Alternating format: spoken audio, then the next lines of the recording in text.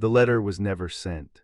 It was found among her belongings after October 4, 1970, folded once, placed inside a book she had been reading, handwritten on the kind of plain notepaper that exists in hotel rooms and apartments occupied by people who are always in the process of leaving somewhere.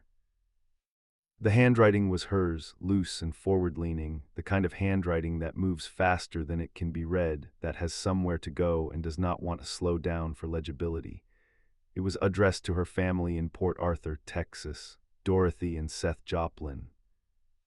The people who had raised her, worried about her, watched her leave and come back and leave again, and who had watched from a very specific distance, the distance that exists between the Gulf Coast of Texas and everywhere else, as the daughter they knew became a person the world was deciding it had.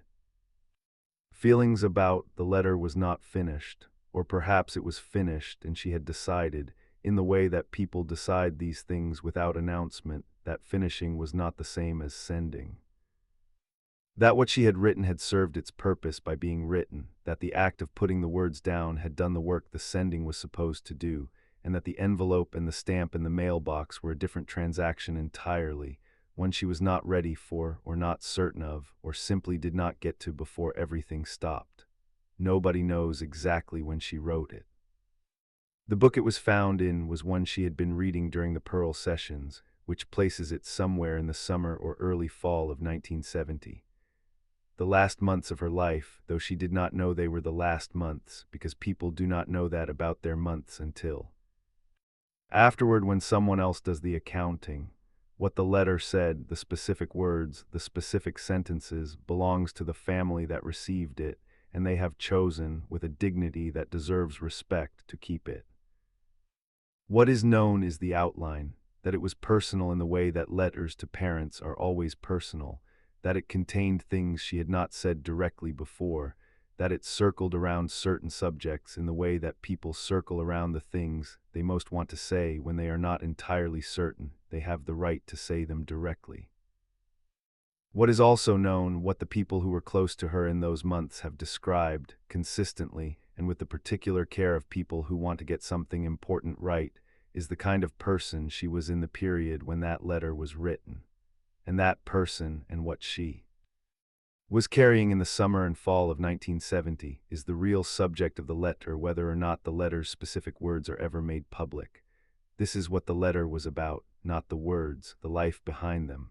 Janis Joplin was born on January 19, 1943, in Port Arthur, Texas, the eldest daughter of Dorothy East Joplin and Seth Ward Joplin. Her father was a man of unusual interior life for the context he inhabited, an engineer by profession who read Proust in his spare time, who took his children to art museums in Beaumont, who believed that thinking carefully about difficult questions was not an eccentricity, but a form of respect for being alive. Her mother was practical and loving, and worried in the specific way that mothers worry when a child arrives who feels everything too much and shows all of it.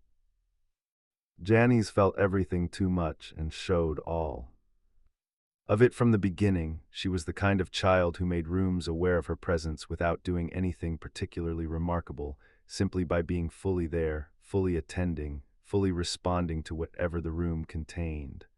Adults found this quality charming and slightly exhausting.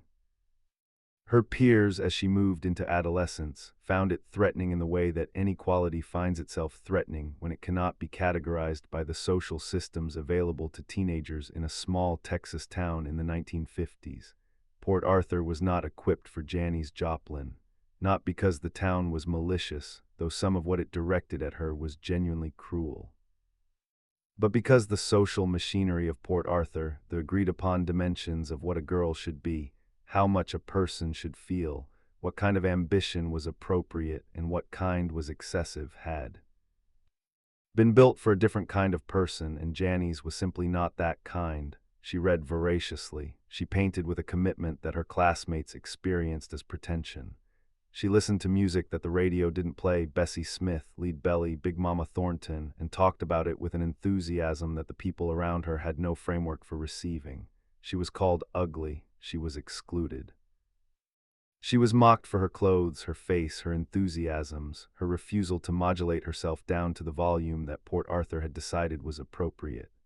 She carried all of this home every day. And at home there was Seth Joplin, reading his books, asking his questions, and in the way of fathers who understand that their children are being diminished by the world outside the door and can offer only limited protection, being present. Being the one person in Port Arthur who seemed to find Janis's intensity not excessive but interesting, who engaged with her ideas rather than managing them, who did not ask her to be smaller.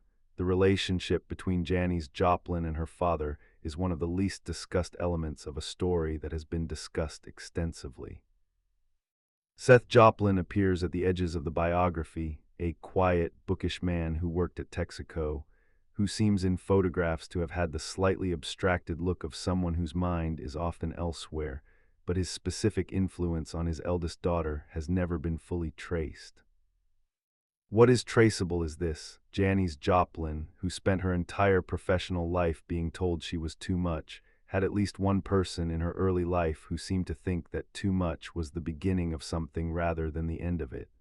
And that person was her father. She wrote to him, through the years of leaving and returning and leaving again, through the San Francisco years and the Monterey breakthrough and the Cheap Thrills summer and the Cosmic Blues Band and the Full Tilt Boogie Band and all the cities and all the shows, she wrote to her parents, not always regularly, not always about the things that mattered most, but consistently in the specific way of someone who has not entirely severed the thread that connects them to where they began, even when that where is complicated and the thread is thin and the distance between the places it connects is enormous. The letter found in the book was not an ordinary letter. It was not the letter she wrote when she had good news to share or when she needed to tell them she was coming home for a few days. It was the other kind of letter, the kind you write when something has been accumulating for long enough that it requires a page rather than a paragraph, when the ordinary correspondence between people who love each other and are not sure how to show it has proven insufficient for what you actually need to say. To understand what had been accumulating, what was looking for a page rather than a paragraph in the summer of 1970, you have to understand the specific texture of the years between Monterey and that summer. Not the texture that appears in the press coverage of those years, which is the texture of a career ascending. The album sales, the concert receipts, the magazine covers, the critical vocabulary reaching for geological metaphors because ordinary musical vocabulary had run out. The other texture, the one underneath, she had become, in the 3 years since Monterey, a symbol, not in a metaphorical sense. Literally a symbol, a figure that the culture had decided represented something larger than any individual person can comfortably represent. She was freedom. She was the unleashed female voice. She was the demonstration that authenticity was possible in a commercial music industry that everyone suspected was designed to sand authenticity down into something more manageable. She was what you could be if you refused to be what the world was telling you to be. This was a version of her. It was not wrong exactly, but it was incomplete in ways that the symbol-making process cannot accommodate because symbols require simplicity and Janis Joplin was not simple. She was a specific person, funny, sharp, warm, generous, capable of extraordinary loyalty and extraordinary self-exposure in approximately equal measure, someone who could fill a room with her presence. And then go back to a hotel room and sit alone with something that the performance had not resolved and the applause had not reached. The loneliness that the applause did not reach was not a secret. She spoke about it in interviews, in private conversations, in the specific half-articulated way of someone who is describing something in real time without having fully understood it yet. She talked about the gap between being seen and being known.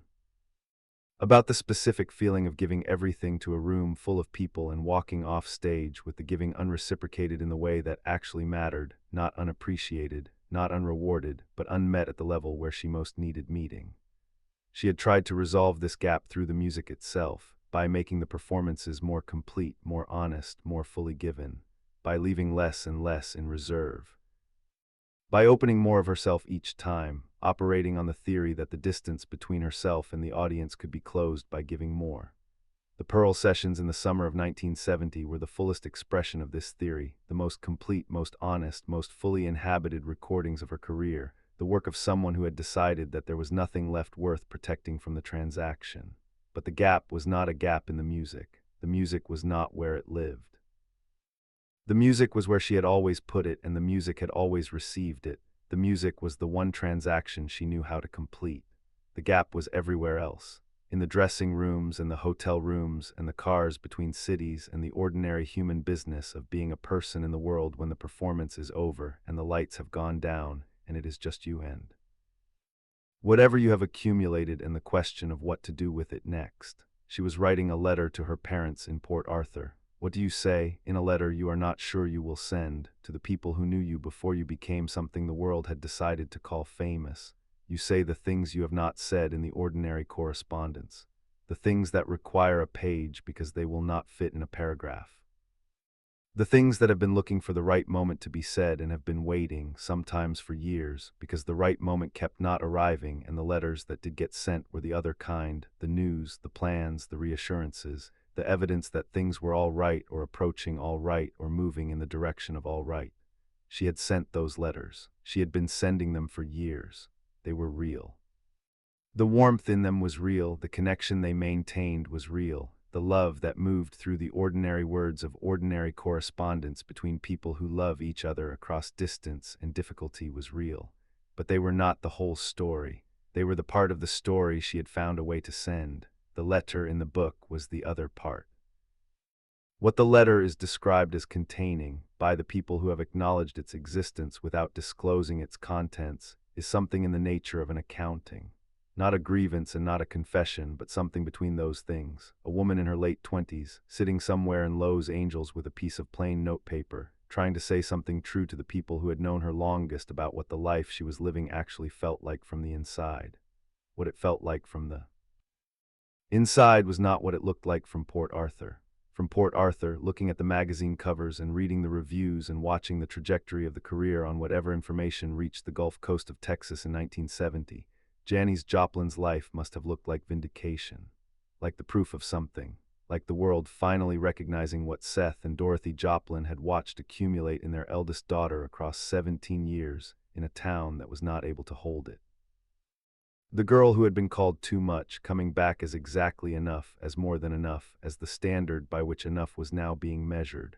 From the inside, it was more complicated than that. From the inside, there was the specific loneliness of being a symbol, of being seen by millions and understood by very few.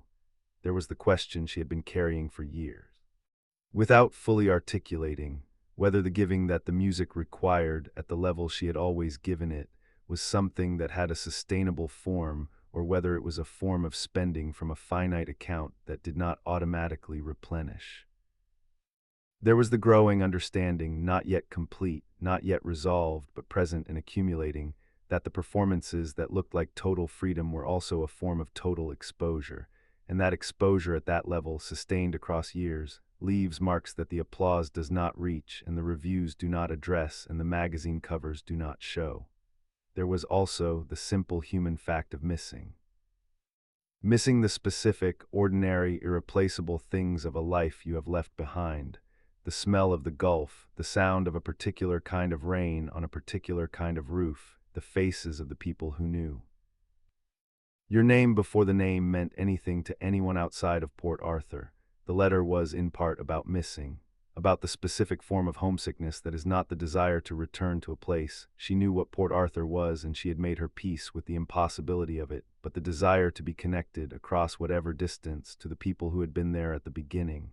Her parents, Seth with his books and his questions. Dorothy with her love and her worry, which were the same thing wearing different faces. She wrote them a letter in the summer of 1970, and she did not send it, and it was found in a book after everything stopped, and its specific words are not public and may never be. But the life it came from, the accumulation that required a page instead of a paragraph, the things that could not fit in ordinary correspondence. That life is in the music. It has always been in the music. Every recording she left behind is, in some sense, the letter she was trying to write, the attempt to say something true about what it is like to be the person she was, in the life she had, carrying what she carried, giving what she gave. The Pearl sessions, recorded in the same period as the letter, have a quality that even listeners who are not looking for it tend to register without being able to name it. A quality of directness, not the directness of performance, which is its own thing and which Janis had always had in abundance, but the directness of someone who has decided, finally and completely, that there is nothing left worth managing.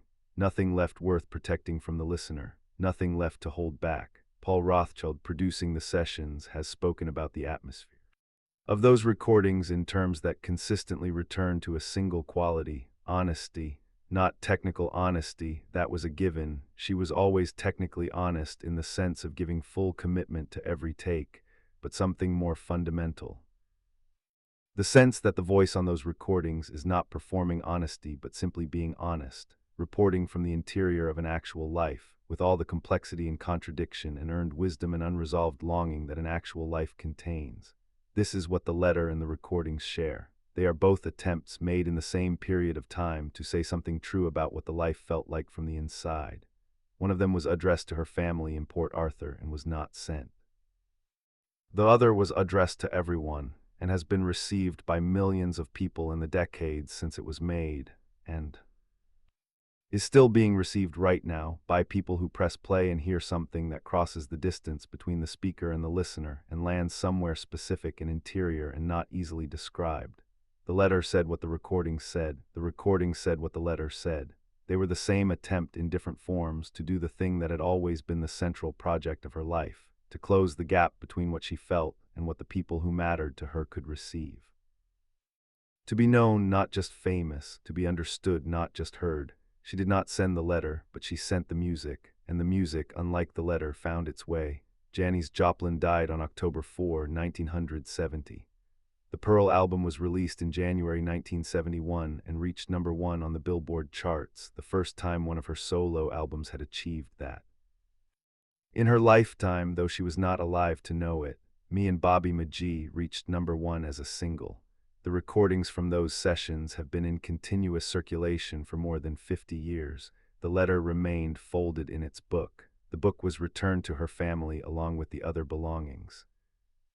Dorothy Joplin, who outlived her daughter by decades, spoke rarely and carefully about the letters she had received across the years, about what it was like to watch from Port Arthur as the world constructed an image of her daughter that was true and incomplete simultaneously, that captured something real and missed something essential, that saw the voice and the stage and the symbol and could not quite see the person underneath who was still, in some fundamental way, the girl who had grown up in their house in Port Arthur and left looking for something she could not have named yet. The letter found in the book was different from the others. Dorothy Joplin knew that immediately.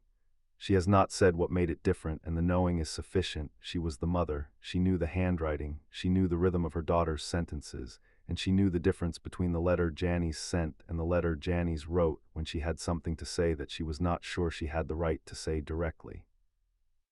What Janis had to say in the end is what she always had to say.